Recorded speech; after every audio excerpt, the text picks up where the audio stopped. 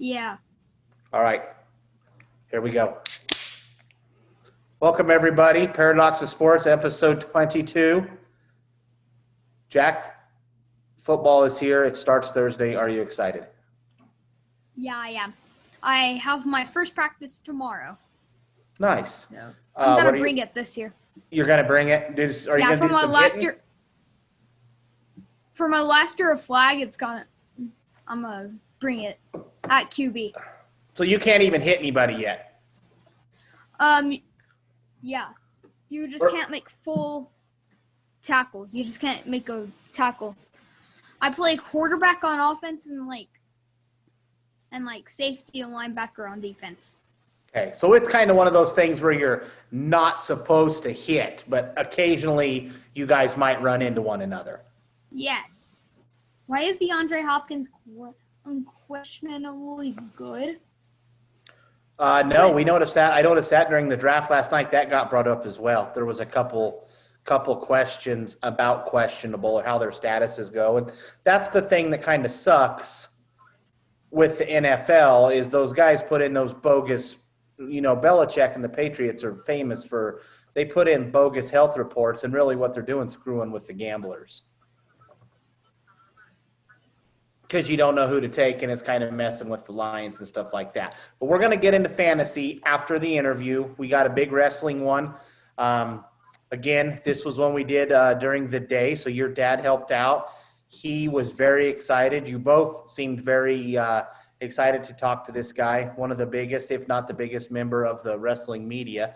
So we got that coming up. But first, let's do the Labor Day weekend recap. What did you do here this last weekend? We had our fantasy football draft. Okay. We had, and a Labor Day day, we had burgers for dinner. Nice. Labor Day style burgers, and then nothing that much.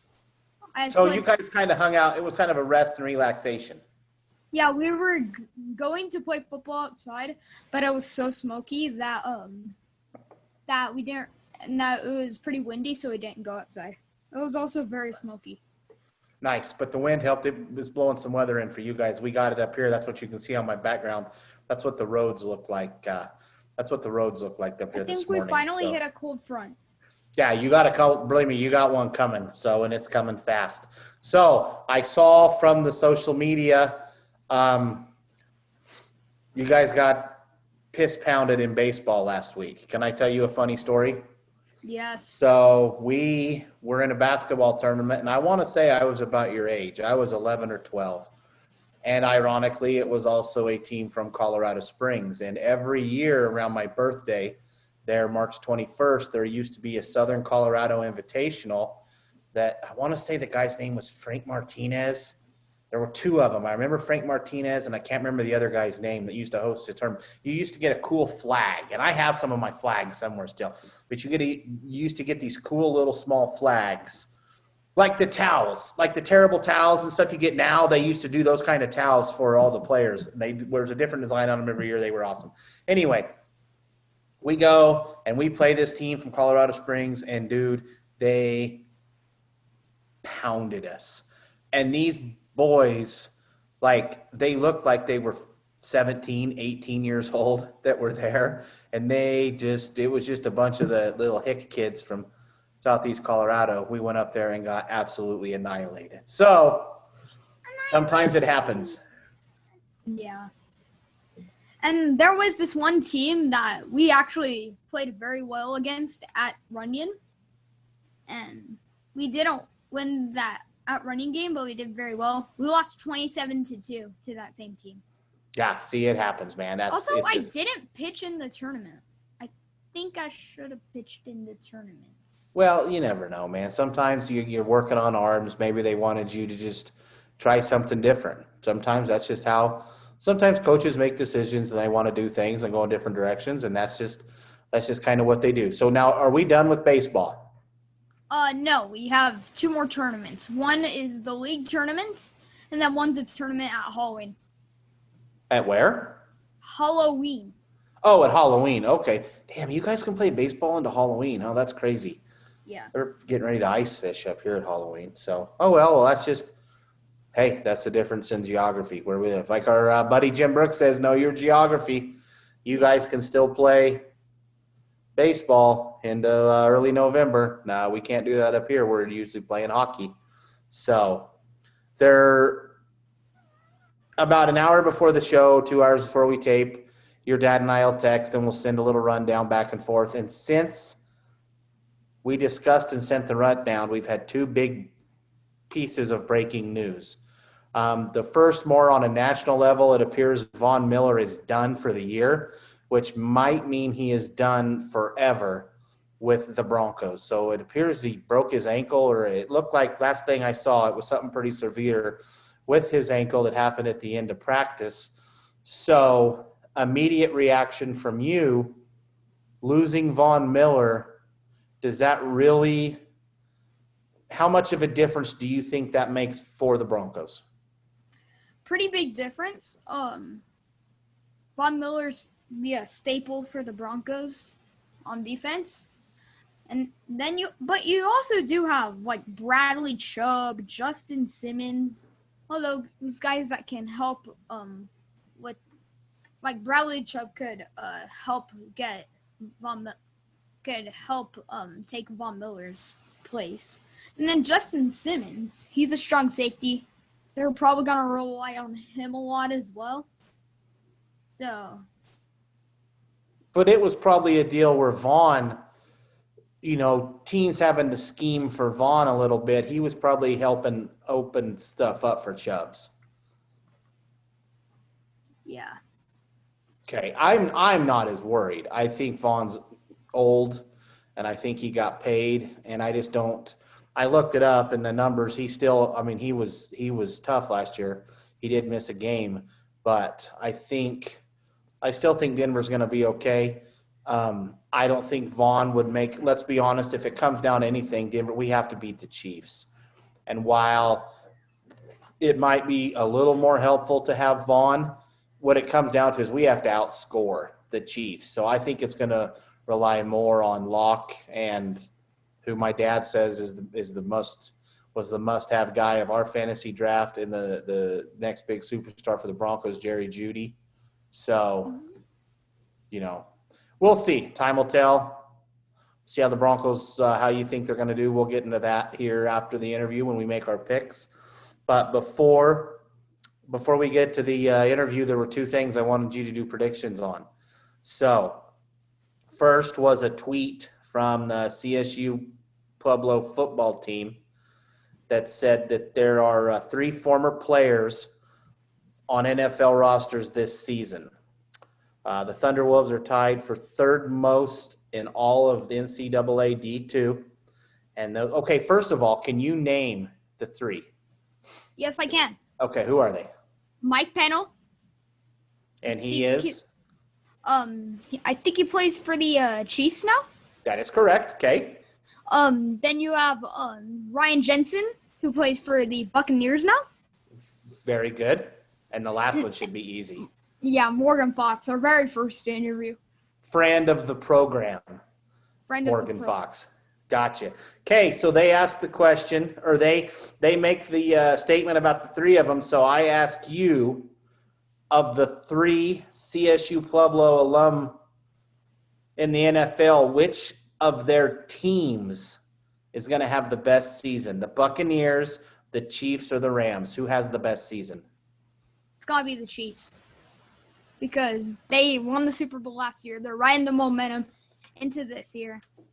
Meanwhile, the Buccaneers, they have Tom Brady and Chris Godwin and Gronk, but that will be a pretty good team. Rams, I don't know. But the Chiefs, they're going to have their best season. Gotcha. So you're hanging on the Chiefs for yes. 10 wins guaranteed. You're 10 wins. Well, they better. 10-6. They gave Mahomes $500 million and part of the Royals. So, and I bet he gets a seat at the good steakhouses too anytime he shows up anywhere out there too. Okay. Second question has to do with the team you picked to do best of those 3, and that is the Kansas City Chiefs. They opened the season Thursday night. Last year, on the opening night of the season, Mahomes opened with 378 yards and 3 touchdowns, the opening game of the year. So he went 378, 3 TDs. Thursday night, do you think he does better than that, or are his numbers below that? 378 and 3 TDs. Well, how do you think he does Thursday? All right. Very bold prediction here. Exact number will be 300. It's gonna be 328 yards. Okay. 2 passing touchdowns. 328 and 2 TDs. So then you see them running the ball when they get in the red zone for some touchdowns. And Chiefs, Clyde Edwards-Helaire, 80. Let's just go with like 82, 83 yards, 2 touchdowns. Nice. I hope you're right. I'll tell you why later. Okay. Well, football's back. We're excited. We got some games to watch, but before we get into the fantasy and the picks, let's go ahead and get to our interview. If you want, why don't you go ahead and introduce our guest to everybody? Is it Dave Meltzer, right? He is Dave Meltzer. All right. Introducing wrestling journalist for the Wrestling Observer, Dave Meltzer. Thanks again for taking the time out and connect with us and talk the world of wrestling. Nope, no problem. All right, Jack, take it away. What got you into the art of journalism for professional wrestling? Well, I was always going to be a reporter for something. So, I mean, that was like pretty much destined since I was like 5 years old. And I started doing wrestling stuff when I was 11. So it just kind of took off from there, I guess. I mean, I probably would have ended up, well, I mean, I was doing regular sports with newspapers. And then in 1987, it was kind of like I had to go one way or the other, and I chose to do the wrestling because I thought that there was, I actually thought that, I don't want to say that there was more opportunity because there wasn't, but it was just something that I made the choice to do. And what's ironic, today is actually Jack's 11th birthday, so Oh, kind of cool. on that same page as far as starting the journalism careers. Yeah, cool. That's really cool. How did the Wrestling Observer get started?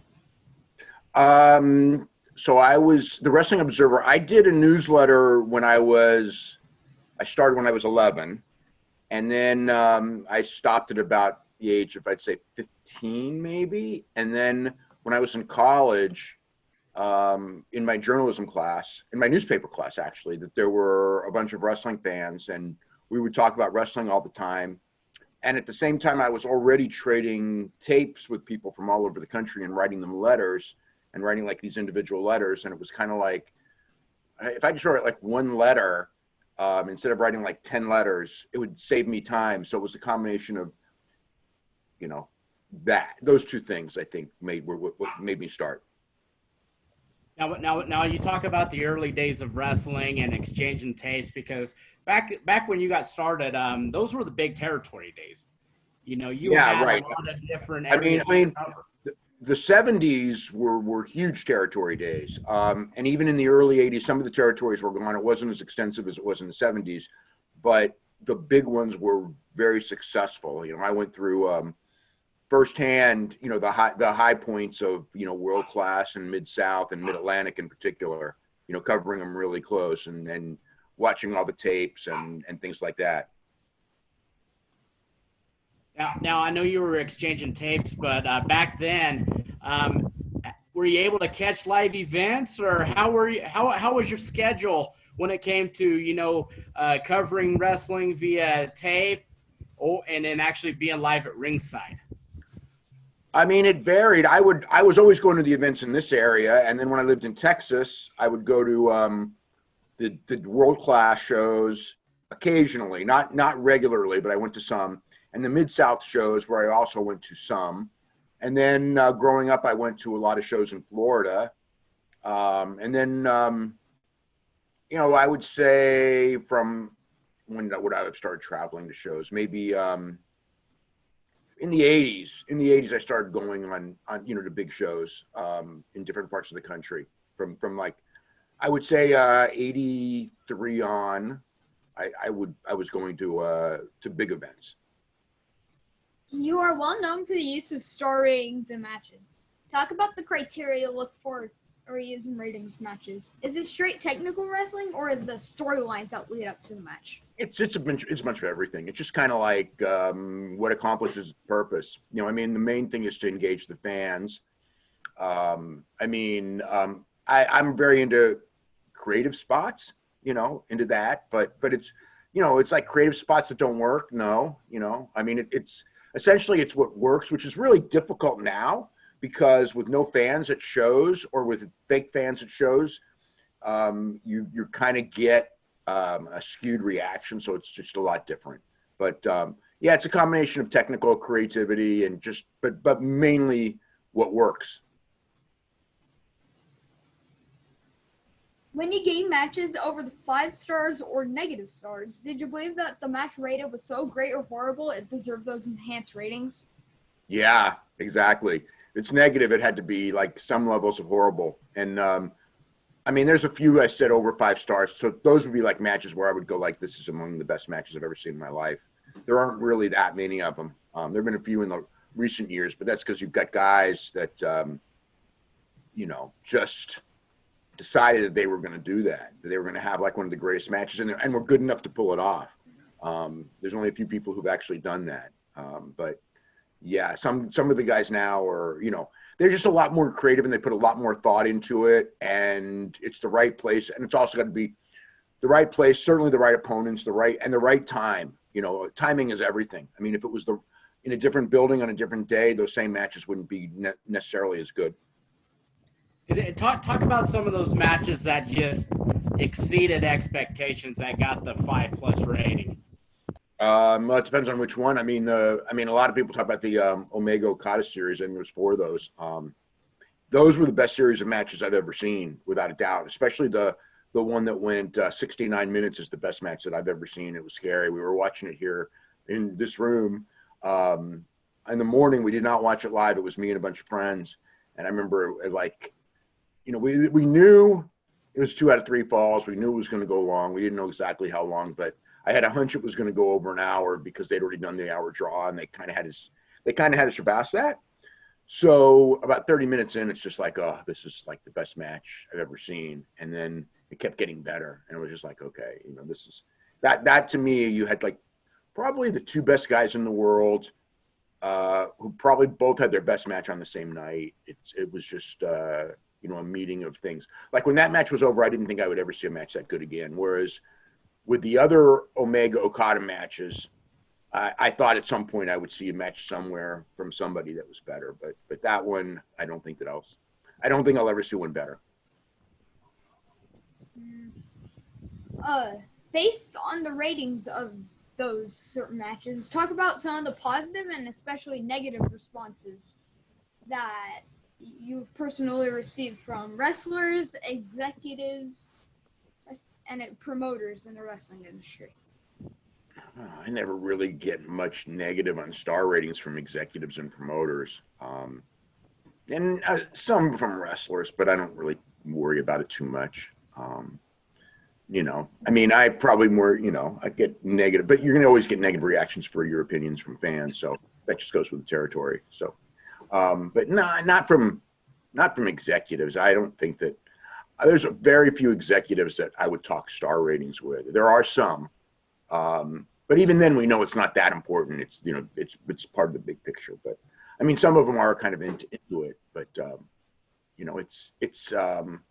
and some of the wrestlers are, for sure, especially the younger ones that maybe get their first 5-star match. I could hear from them and they'll thank me or something like that. But it's like, hey, you did it. I didn't do anything, A lot of your 5-star beta matches come from Japan. Organizations such as NJPW. It's a much different style than the mainstream wrestling we see here on a weekly basis. But what makes the the knee style of wrestling is so unique?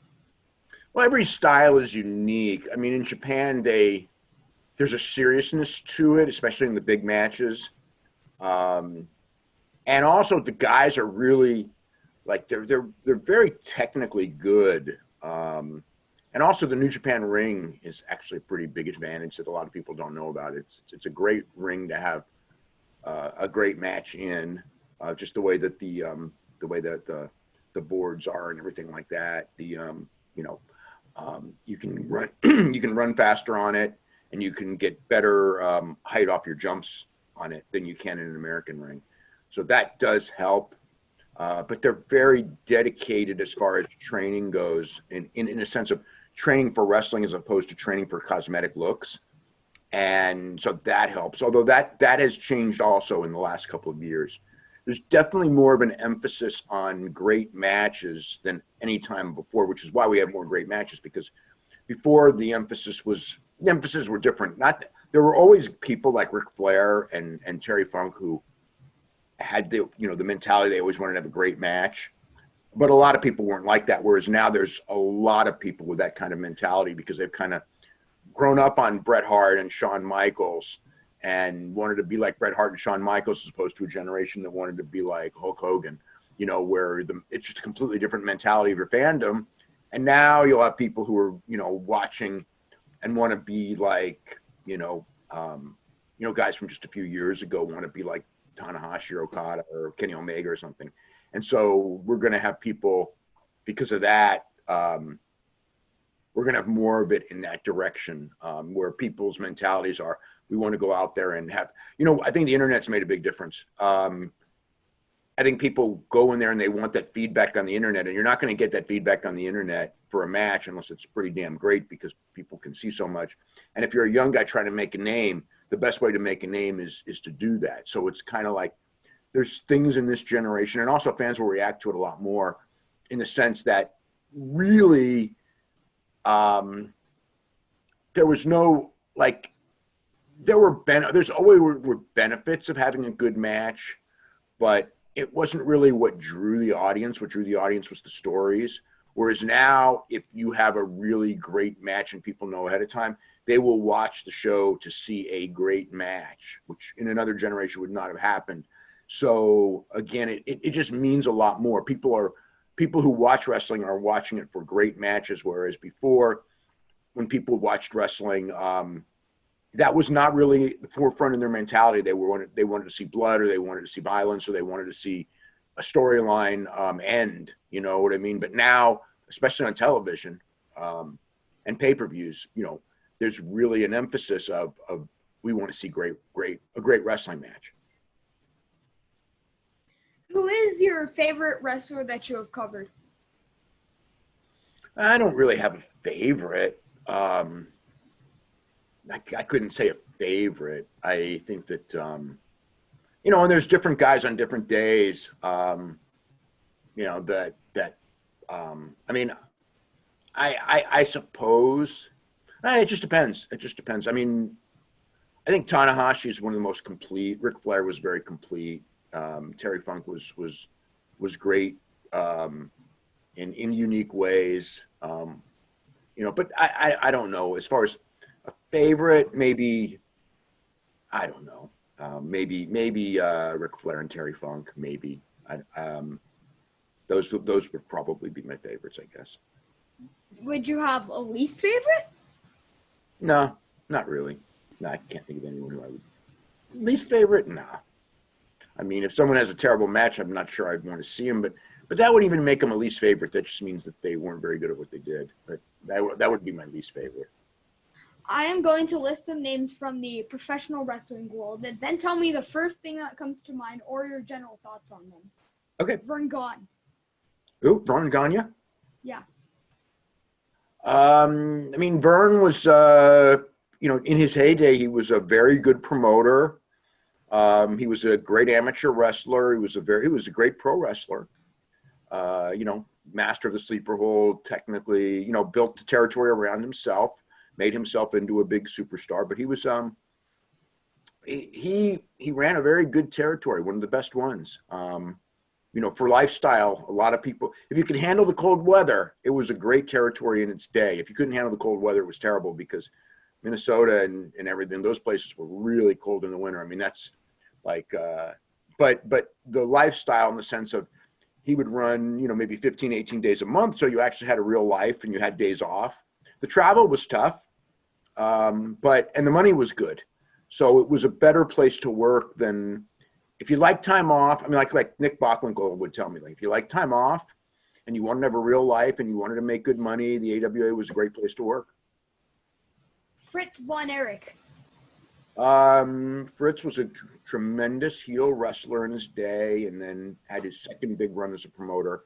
I mean, he basically took over the territory by being the top draw in the 66-ish.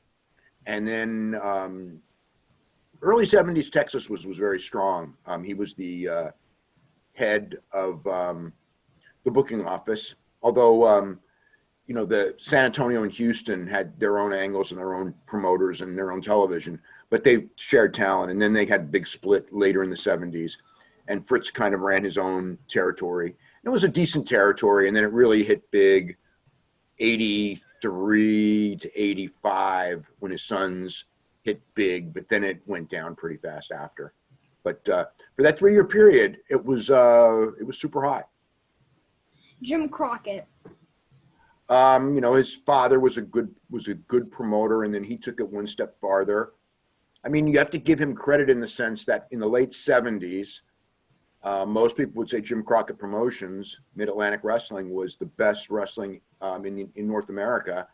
And his big, cities were Charlotte, Greensboro, Richmond, Norfolk. I mean, it's not New York and Chicago and Los Angeles. So he did it with small population bases.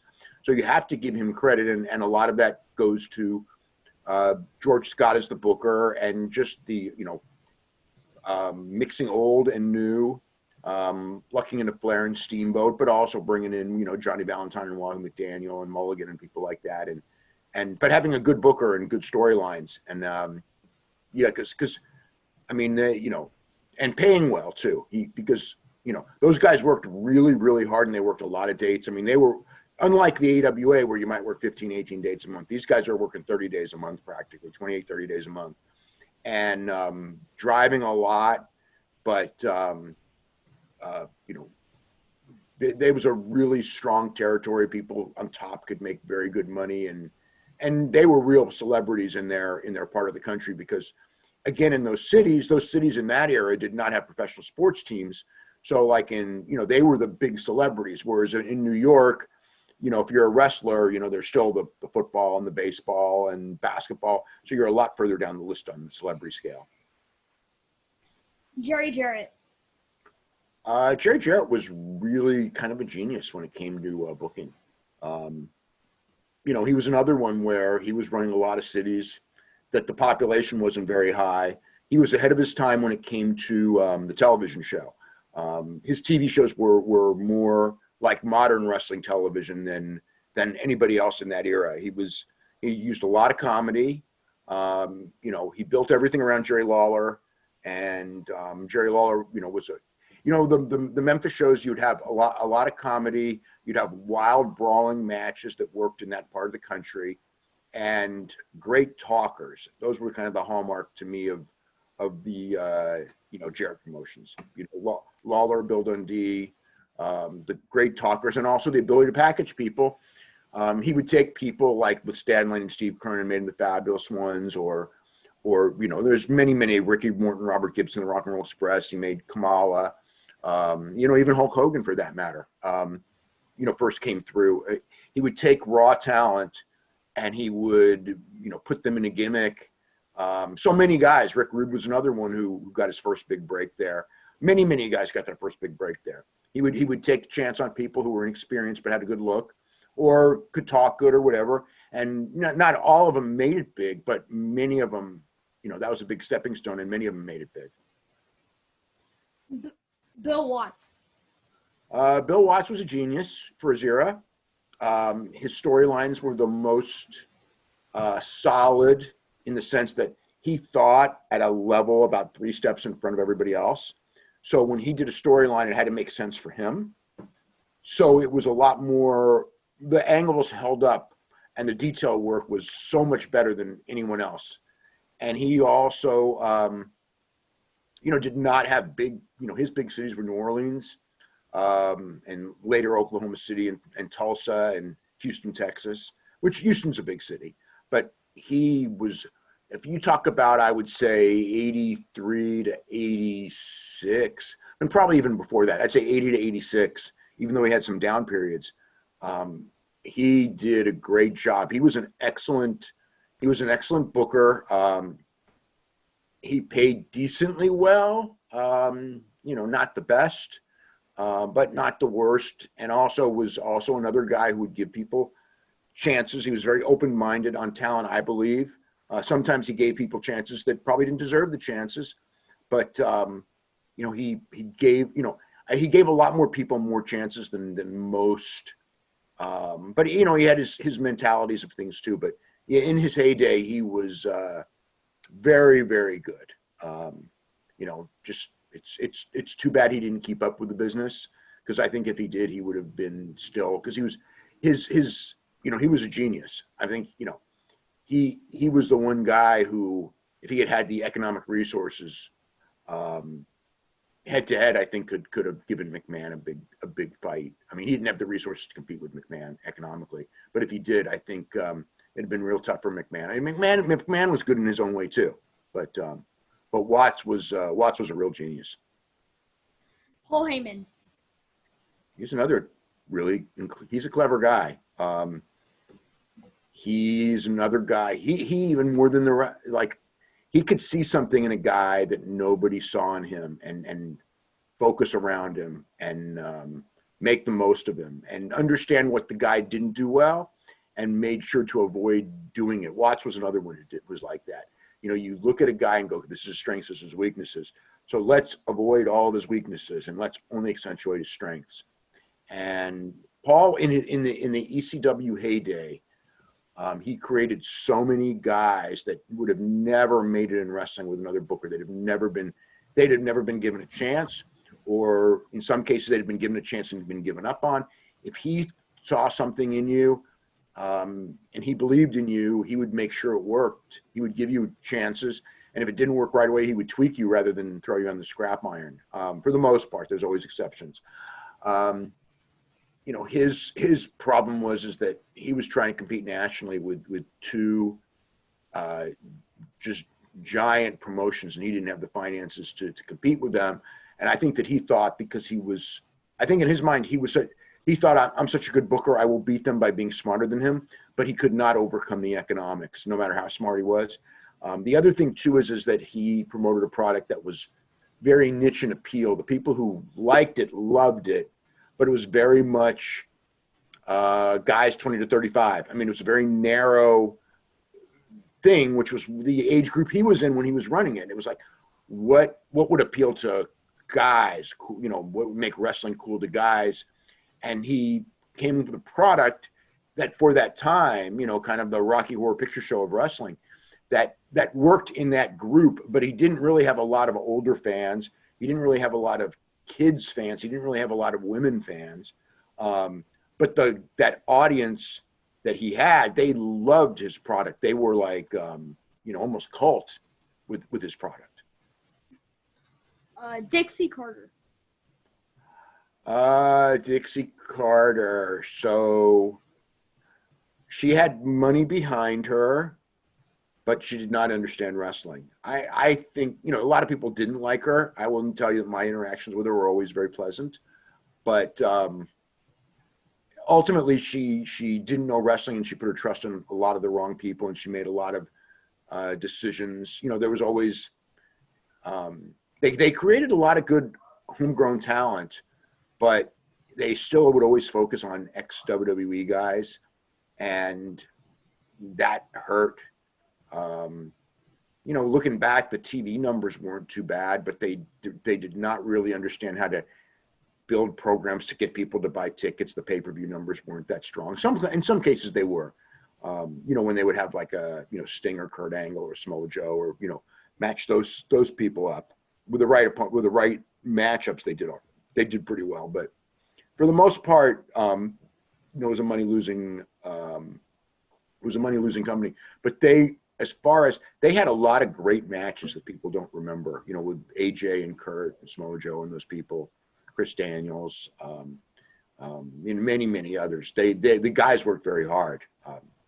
They at one point, I think when Scott D'Amore was booker, they really put on great pay-per-views because they had D'Amore had an understanding of like who could work with who and have the right type of match, where a lot of bookers just kind of put people together and based on stories and not really caring about the match product. So I remember there was a period where they really were strong on pay-per-view. Jim Cornette. Jim Cornette is a fantastic communicator. He has so much potential, and it's sad to me what has happened to him, even though he's successful in his own way, but he's also embarrassing in his own way. But he was one of the best managers there's ever been, like in top 2 or 3. If you watch his stuff now, it will almost blow your mind what a great talker he was. And he helped put together those Midnight Express matches, which were some of the best tag team matches of that era that would hold up to today's era and be just as good today.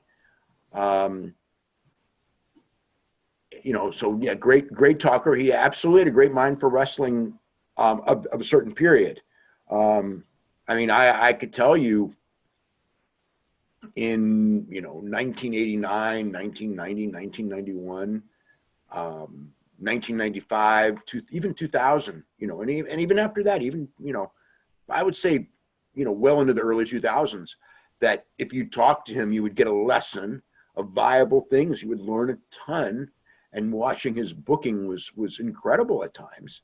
The way he would weave and put cards together, he was really good at it. But he wanted a certain style of wrestling, and wrestling changed, and he could not adapt to the changes, and didn't follow it close enough to follow the changes.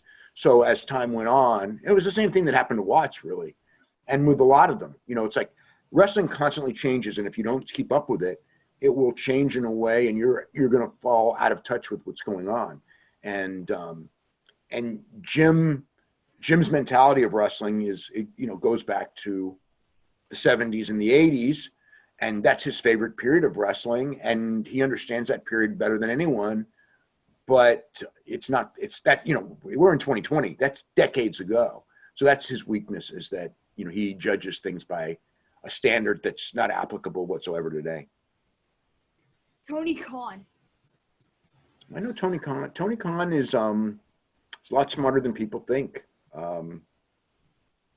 He's new in the game, but he's had he obviously understands talent, obviously understands great matches.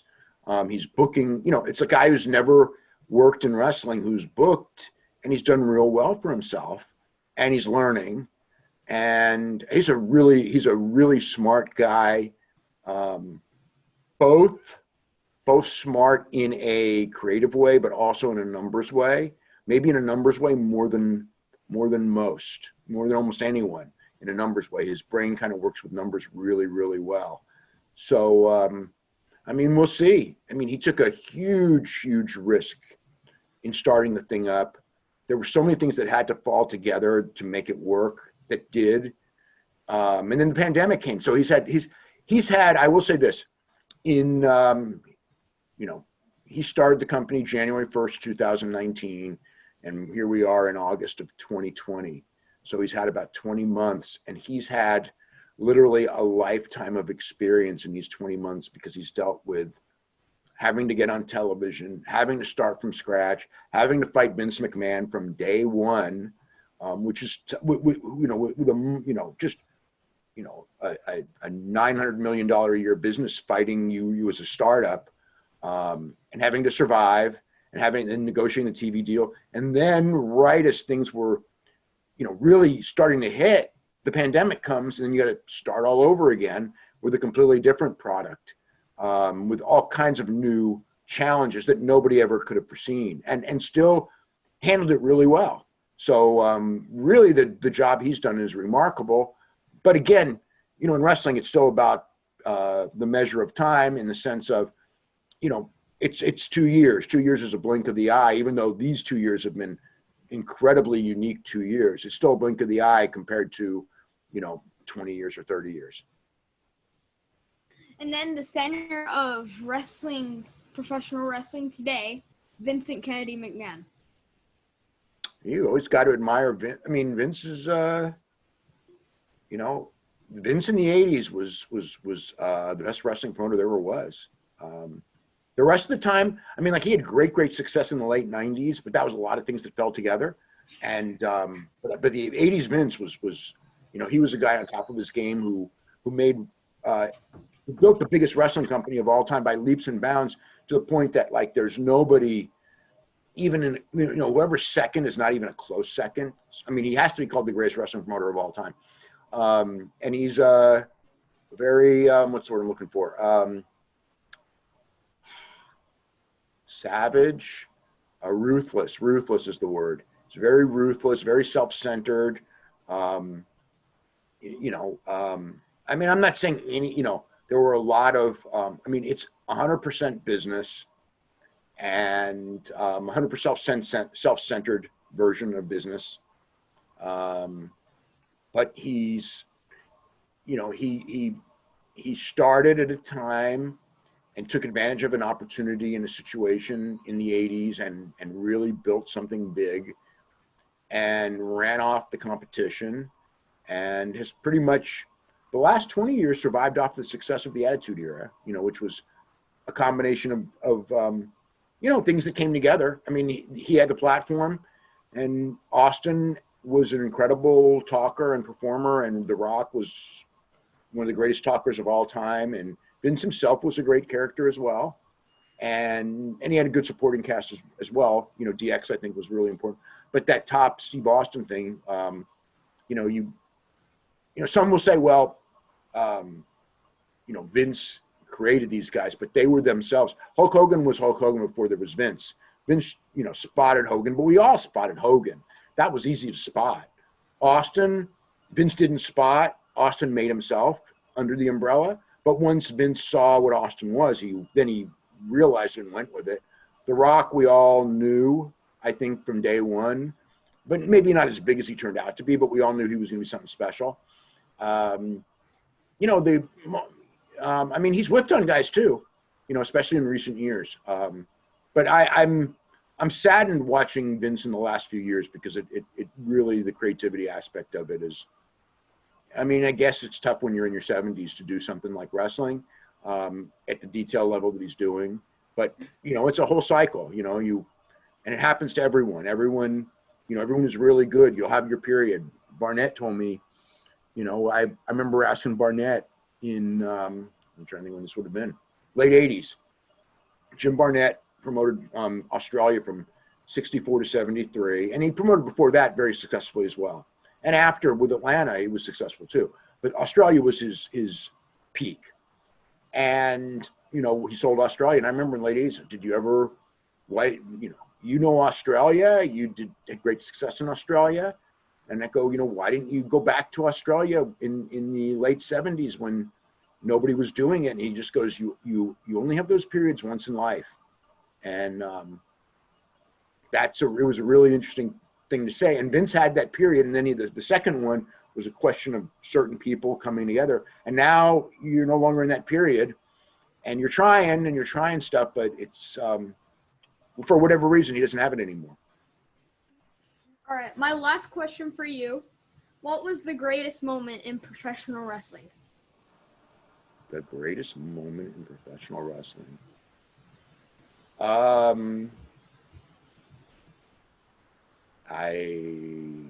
mean, I know the worst moments, but the greatest. I don't know. That's tough. I think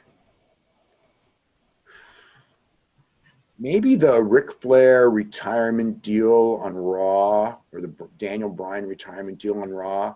But it's funny because they both came back from those. When Kerry Von Erich beat Ric Flair for the championship, was unique in that building on that night. But I've seen other, Misawa beating Jumbo Tsuruta in Budokan was just as big, and I'm sure that there's other things. Man, I don't know. That's tough. That's tough. Well, thank you so much. I hope you have a wonderful day. You too. Day. Thanks for the great questions. All right. You're welcome.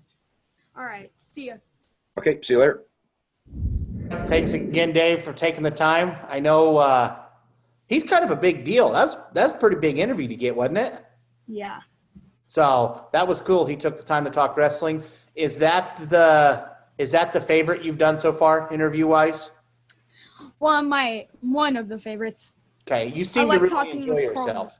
Yeah, I like talking with Carl Mecklenburg. Mecklenburg was a very, very cool one too. Like I've said before, me personally, I enjoy chatting with Mr. Brooks quite a bit, and I also enjoyed the time with Mr. Ringlesby.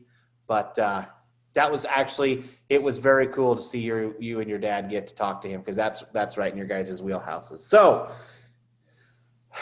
we move on to football season. Okay, so what do you want to talk about first? Let's do our fantasy teams first, then we'll end on our picks. How's that sound? Okay. So here, let me start. Let me get in here into the app, and so we can talk about what I have done. So I am in my nephew Colton's fantasy football league, and it's basically just with the family. And so we do not draft kickers or defense.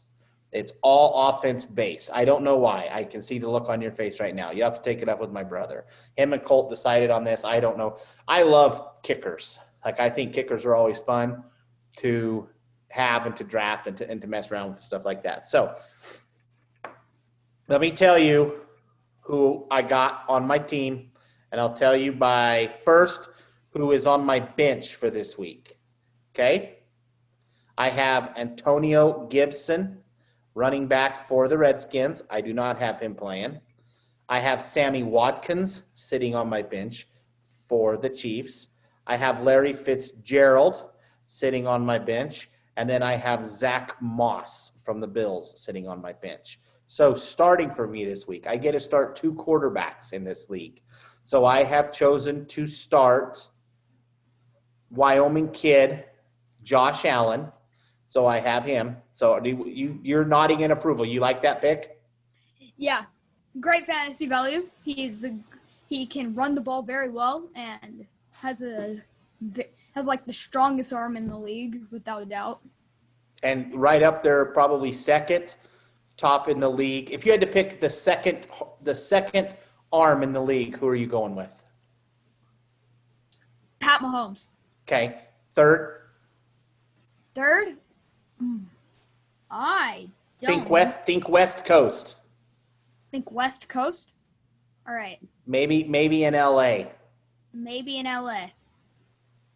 Are you thinking Jared Goff. Jared Goff? Do you not agree? Jared Goff? He dropped off a little bit last year. 2 years ago, he was an animal. So those are my 2 quarterbacks that I am starting. I have Josh Allen, and he is he at home against the Jets? Where's that game at? Hold up. And then Jared Goff is against the Cowboys. Somehow I ended up with a whole bunch of LA Rams on my fantasy team, and I'm not sure how I did it. Clyde Edwards-Helaire. Is that how you say that last name? Hilaire. Clyde Edwards-Helaire, who 40 minutes ago you predicted to have a big game Thursday night. He is my starting running back. And I also have Cam Akers, again, a Ram. I need the Rams to score some points, or it's just not going to be good. Tight end, I have George Kittle. I was able to pick him up. He went early. I think he was my second-round pick, which I got a little bit of I got mocked for that. just a little bit. And then I have Chris Goodwin, another individual who you spoke of earlier. Chris Godwin. Chris Godwin. And then I have Jerry Judy, who I took in the 3rd round, which was way too early to take him. But I homered out just a little bit because I have a feeling, like I said, Denver's going to have to score points to beat people, especially now with Vaughn being out. I'm not going to act like I knew Vaughn was going to be out yesterday, which makes my Judy pick look even better because we're going to have to throw it. And then my last wide receiver, again, we're back on the Rams, which I'm going to have trouble come bye week time, is Robert Woods. So that is my fantasy team heading into the season right now. What about you? What do you got? Here first, actually, my top 3 would be Josh Allen, number 1, Patrick Mahomes, number 2, Matthew Stafford, number 3. Yeah, that's true. Stafford's got a cannon. I'll give you that. Now, either Matthew Stafford or Aaron Rodgers. I don't like Aaron Rodgers. Yeah, Jared Goff's not even in my top 8. Oh, whatever, Jack. Okay, who's on your team? All right, I haven't finalized my rosters yet, but this is You're what talking starters, so you have your team. You just haven't finalized your starters. Yes. All right. All right. So this is going to be my backup. We do draft kicker and defense. We also draft a flex, which is running back, wide receiver, or tight end. One Okay, of so those positions. it's more of a traditional. You have more of a traditional fantasy league. All right. Yeah. So my bench quarterback, Kyler Murray. I don't know why I'm doing this. I drafted him before who I think's going to start for me, but I don't know. I'm gonna have Kyler Murray as my backup quarterback. Backup running back will be gonna be Leonard Fournette. It's gonna be Leonard Fournette with the Buccaneers now, and then I'm gonna have wide receiver. My backups will be Kenny Golladay and Stephon Diggs. Okay.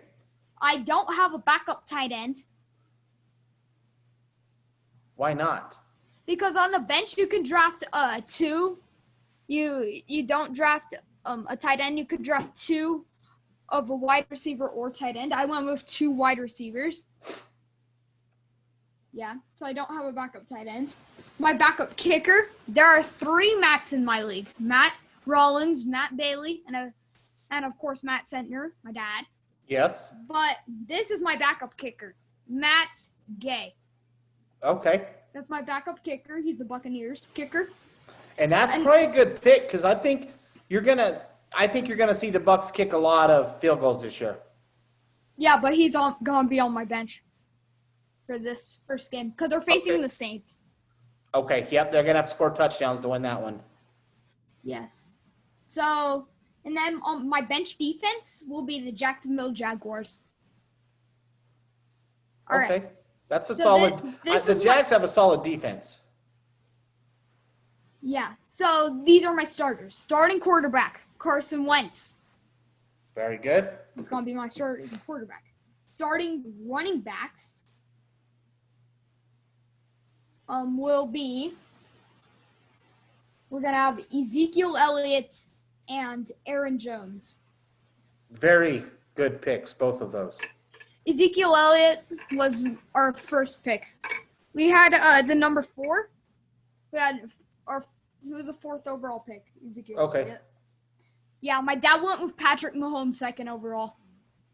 I think that's a solid. Did Christian McCaffrey go first? Yes, I'm telling you right now. to the reigning champion. How the hell's the reigning champion get first pick? They do a random draw, and the reigning champion got the first pick, Oh. like he did last year. Gotcha. Well, I'm telling you this year, and that's it. Christian McCaffrey is not. He's not the guy to have this year. Mark my words. You heard it here first. I just don't think he's going to be. I think you're better off with the kid from the Chiefs that I have. I think you're better off with Mahomes. I'm not feeling McCaffrey, man. He's going to get hit hard and he's going to get hurt. It happens. I concur. Yeah, it's just the way it is.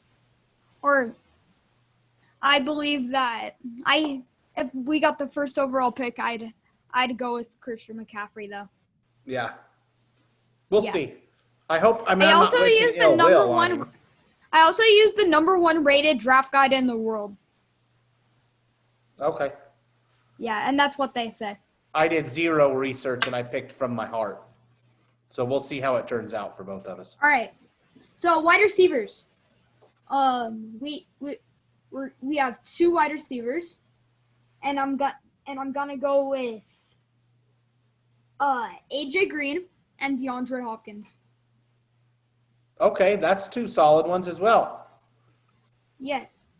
And then my tight end will be the only tight end on my roster, Darren Waller, the Raiders tight end. Okay. Yeah, and then my flex, the running back, the wide receiver, or a tight end. We're gonna go with let's go with Kenny Golladay as a flex. Okay. We're actually gonna go with Kenny Golladay as a flex. And then my kicker will be Jake Elliott. Yeah. Jake Elliott. And then my defense will be 49ers D. Like, everybody kept passing on them. I chose them. I think that's a solid pick. The San Francisco has a phenomenal defense, and I don't know why they're passing on them. Yeah, I don't understand that either. They even chose the Saints D before the 49ers D. So that's the most questionable thing I've ever. Who are you playing first week? Who do you got this weekend? I've got Luchadores Chingaras. Who is who? Wait a minute. Tom Grasnick. Can we say that on air? What does that mean? I don't know. That's what I'm asking. I don't know what that means. I don't know. Okay, I think hopefully, we can. I hope There you aren't didn't- any trades. You better not have just sweared in Spanish. You get us in trouble with Grandma. We don't want to do that. So, okay. Well, Oh. I didn't know what that meant. I'm just teasing. I don't think it's a cuss word. I know a few cuss words in Spanish. I don't think that's it. Here, So, I'll just go to Google Translate and then search up Chingadas. okay. Well, be careful. I know. I'll be careful. Right here. If Yeah. it's a dirty word, don't say it. All right, let's go to Translate. And then we're gonna put this detect language as Spanish. Spanish to English. We're gonna go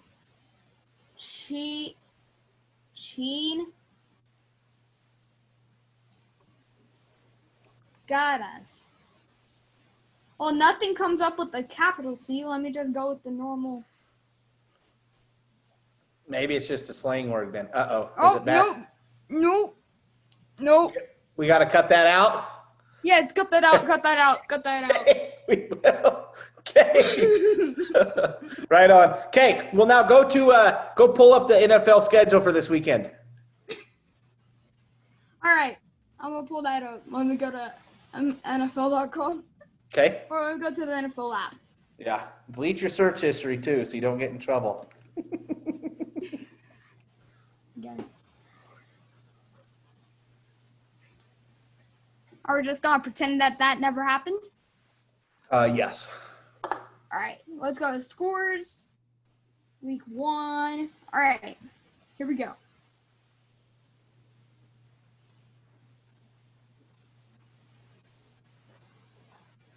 All right. Thursday night, Kansas City and Houston. Kansas City, I had the line at Kansas City minus 9.5. So what are you doing there? Are you going to take the Chiefs and lay the points? Yes, I'm taking the Chiefs. Okay, so am I. So we agree on that one. Kansas City minus 9.5. Next game. All right, next game, Sunday, Packers versus Vikings. Okay, I have Green Bay plus 2.5. I'm taking the Packers and I'm taking my points. All right, I'm going Green Bay Packers. Okay, so we agree on that. 2 for 2. What else you got? Raiders versus Panthers. Okay, Raiders versus who? Oh yeah, I went ahead. I took the Raiders and laid the 2.5. I'm going with Panthers on this one. Okay, Teddy Bridgewater, he's a 16-6 starter since 2005. I don't know if the Raiders defense will bring that much pressure Okay. on Teddy Bridgewater. Plus, he's a decent speedy QB, so you can get out of there. I'm picking the Panthers on this one. Okay. Hold on. Give me 1 second here. Let me get to my notes so I can start a new one. I can hit paste. So the LA is the first one we disagreed on. Okay. All right. What's then next? So then we've got the Eagles versus the football team. I believe I selected the football team. I took the football team and my 6.5 points. All right, I disagree. I'm taking the Eagles here. You're They have taking the Eagles. You're Yes. taking the Eagles because it's your fantasy quarterback. No, it's because the Philadelphia Eagles have 6 consecutive wins versus Washington, and they're going to get the 7th here. Okay, so you're going with the streaks. Okay. What do we got next? Dolphins versus Patriots. Dolphins versus Patriots. I went ahead and took New England, and I laid the 6.5 points. Yeah, I agree with you. They're 33-7 at home since 2015. It's the Okay. best record in that span. Okay. What do you got? What's next? Colts Jaguars. Cool. All right, I took Jacksonville plus 7 because Jacksonville's at home, aren't they? I don't know. I think so. Anyway, I took Jacksonville. 7.5 is too much to give the Jags. With that defense, they'll keep it tight. I'm not so sure Indy doesn't win, but it won't be by more than a field goal. So give me Jacksonville plus my 7.5. I'm taking Colts here. Okay, I got you Because down here. Philip Rivers is making his Indianapolis Colts debut. He played 228 games with the Chargers. Wow, that's crazy. But still, he's going to ride his momentum and go 1-0. Okay. All right. So then we've got the Bears and the Lions. Chicago plus 3.5. I took the Bears. Yeah, I'm taking the Bears as well. Although they're 3-13 in Week 1 road games in the Super Bowl era. And it's in Detroit? Yeah, I believe so. Okay. All right, next we have the Jets and Bills. I'm taking Buffalo all day. Buffalo minus 6.5. Give me Josh Allen and the boys. Like you, I'm also picking my fantasy quarterback. Ooh. I am so confused on this one between the Jets and Bills. I think I am going to go with the Bills, but Okay. it's going to be a very close game, maybe even into overtime. Ooh, so then if that's the case, you might want to take the Jets if you think the Bills, if you're playing with those 6.5 points, do you think it's going to be just Buffalo by 3 points or something like that? Or Buffalo by 6. But then you still lose the bet then because it's 6.5. Yeah, I don't know. Yeah, if you I'm think not it's, into the betting stuff. well, we got to pick against the spread. That's how you do it. You pick against the spread. You don't just pick. Winners picked. You pick them against the spread. Uncle Kevin's gonna teach you how to do that. Okay, so I don't know about the Bills and Jets. So you're taking the Jets in, is what it sounds like to me. You're taking the Jets, even though you think Buffalo's gonna win in overtime. Even if they do win in overtime and hit a touchdown, they don't kick the extra point in overtime. It's over. So it's 6. So you're picking. I think I'd go with the Jets, actually. So you're taking the Jets, and you're not just taking the Jets. You're taking the Jets plus 6.5 points. That's the way you're looking at that. Jets plus 6.5. It's going to be a close game, though. It's going to be a game-winning touchdown. Okay. All right, then we've got Browns-Ravens. So we're going to finally see the Browns get their first Week 1 win since 2004. I also took the Browns, and I don't know if the Browns are going to win, but they're going to keep it close. So give me Cleveland and the 8.5 points. That 8.5 is a lot in the NFL. So give me the Browns and 8.5. All right, next one. Seahawks and Falcons. I am going to go with the Falcons because Matt Ryan has a 5-2 career record versus the Seahawks, including the postseason. I took the Falcons and my 1.5. No, all right. So we disagreed on that one? I take the Falcons. Oh, you take the Falcons too. Okay, so we're both on board with the Falcons. Good. Yes. All right. Chargers, Bengals. We're going to see Joe Burrow make his debut and win. Yeah, I took Burrows. I'm taking Cincinnati plus my 3.5. So we're on the same train there. All right. Then Buccaneers, Saints. We're going to see Tom Brady go 15-3 in his career in week 1 by defeating the Saints. I disagree. I disagree because I'm taking New Orleans and laying my points. So we disagree right there. So there's another X. So there is 1, 2, 3, 4, 5 games that we have disagreed on so far. This is gonna be fun. We're gonna have fun with this year. Yeah. So then we've got Cardinals, 49ers. Give me 49ers. I'm gonna lay my 7.5. I have DeAndre Hopkins and the 49ers D. I'm going to take 49ers D. Gotcha. So you're taking the 49ers. Okay, San Francisco, that a boy. Yeah. I don't know if D-Hop will withstand the pressure Yeah. of their defense. All right, so then we're going to see Rams-Cowboys. It's the first ever NFL game at SoFi Stadium. Yes. So here we're going to go Rams defeating the Cowboys. I agree. I'm taking Rams plus the 2.5. So give me the Rams on my 2.5 points. All right, our final one, Monday, Steelers versus Giants. I'm taking the Steelers here. They have 9 consecutive wins on Monday night. They're going to have their 10th here. I took Pittsburgh as well, and I'm going to lay the 4.5. We have one more game, though. We got to – what are we picking with the Broncos? Oh, yeah, I forgot. That's going to be like our last one. Okay. All right, so then Monday, Titans and Broncos. We're going to see Broncos get the win week 1. Okay. I agree, Broncos, and I'm going to lay the 1.5. Now – Drew Lock was 4-1 as a starter in 2019. We're going to see him get another win here. And Monday Night Football total in the CBS Pick'em League, that the Paradox of Sports Pick'em, you have to select a point total for the Monday Night Football total. So what are you picking? What's your total between the two teams going to be for the Monday Night Football game? Wait, which Monday Night Football game? There are 2. Denver. It's the Denver game. All right. Point total? Yeah, between the two teams. It's going to be – wait, what's your spread? Mine, I picked 49. 49? I think the two combined teams will score. It'll be 49. I'm going to go with – here, let me do some mind calculations in my head. Okay. Wait, and what was like the spread in the game? Yes. Was Denver minus 1.5. So it's Denver, but you got to lay a 1.5. All right, I'm going to go here, and we're going to see Denver defeat the Tennessee Titans 27-24, 51 points. Okay, so you're going 51. Now, just for the record, you have not made your picks yet on the Paradox of Sports Pick'em.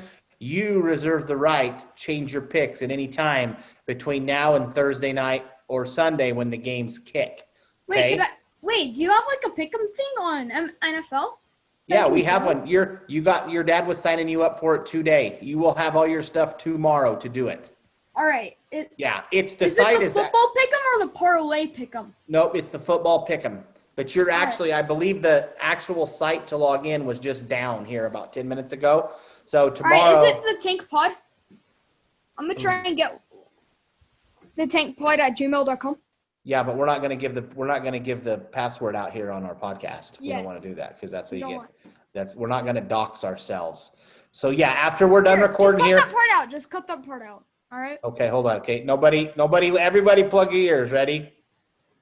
I honestly don't know what your dad set the password up as.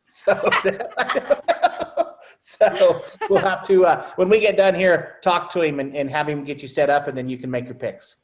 Okay. So is that a deal? Yes.